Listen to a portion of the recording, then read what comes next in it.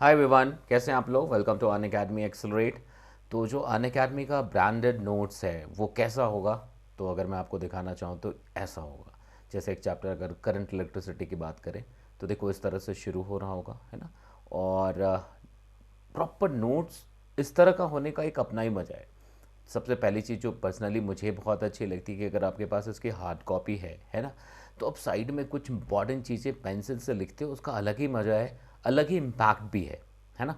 और अगर हम एक नोट्स की बात करें तो पूरे चैप्टर की एक झलक में आपको दिखला दूँ, उसके बाद फिर इसमें हम कुछ फटाफट बातें कर ले कि क्या क्या इंपॉर्टेंट है, बहुत बढ़िया है इसमें, है ना। ये देखो, जैसे आप करंट इलेक्ट्रिसिटी आपने अगर पढ़ लिया है, अगर नहीं पढ़ा है, दोनों केस में आप देखें जैसे बिल्कुल इंट्रोडक्शन क्या है, कैसा क्या करंट होता है, फिर उसके बाद डिटेल्ड में लिखा हुआ बहुत अच्छी तरीके से। ठीक है जी। ये फिर उसके बाद तुरंत उस पर एक एग्जाम्पल, जो भी छोटा सा एक कॉन्सेप्ट पढ़ा उस पर एक सॉल्व एग्जाम्पल है। ठीक है, सॉल्व किया हुआ उसको कर लिया। फिर ऐसे आते फिर आगे बिहेवियर ऑफ कंडक्टर। ठीक है, रिलेवेंट, बिल्कुल रिलेवेंट एंड बहुत तरीके से सीक्वेंस को मेंटेन किया गया है ना। ये देखिए, फिर ड्रिफ्ट वेलोसिटी पे पहुंचे, है ना, क्या होता है, प्रॉपर डायग्राम, है ना, जो पढ़ के भी देख के भी बहुत सही लगे आपको। और ये फिर relation between current and drift velocity, बिल्कुल सीक्वेंस प्रॉपरली मेंटेन किया हुआ है। एंड हर एक इंपॉर्टेंट कॉन्सेप्ट के बाद एग्जाम्पल दिए हुए हैं, उसका सॉल्व जो उसका सोल्यूशन भी होगा। ठीक है, फिर करंट डेंसिटी, फिर ऐसा आप आगे बढ़ते जाएंगे। व्हाट इज़ मोबिलिटी, बहुत अच्छे से लिख करके and तुरंत उसके नीचे एक एग्जाम्पल। एंड हर जगह पे आपको थोड़ा स्पेस मिलता है जहाँ पे आप कुछ लिखते हो बाद में। ठीक है, ओम्स लॉ, इस तरह से ऐसा चलता जाएगा, ये देखो। ठीक है, फिर रेजिस्टेंस, मतलब एक पूरे चैप्टर को छोटे छोटे पार्ट में डिवाइड कर दिया गया है, तो वो उस पर मतलब कहते हैं ना, बिल्कुल उसको अपने तरफ कर लेना, ढंग से समझ लेना और ख़त्म कर देना, तो इस चीज़ में बड़ा फ़ायदा मिलेगा इसका। ठीक है, तो ये देखिए, ये बहुत तरीके से बनाया भी गया, प्रिंट भी बहुत सही दिखेगा आपको, है ना। तो ये, तो इसमें आप देखेंगे कि अभी आप जैसे ही एक अपॉर्चुनिटी भी है आपके पास कि भी फ्री में आपको मिल सकता है। अभी अगर आप प्लस पे हैं तो आप फटाफट उसको आइकनिक में अपग्रेड कर लीजिए, तो आपके घर पे ये नोट्स पहुंच जाएगा, है ना।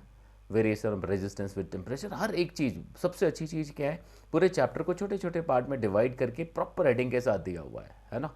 तो आप जब पढ़ेंगे तो आप उसको एक एक करके, कहते हैं ना, फतेह करते चले जाएंगे और फाइनली चैप्टर कंक्लूड होगा इस तरह से।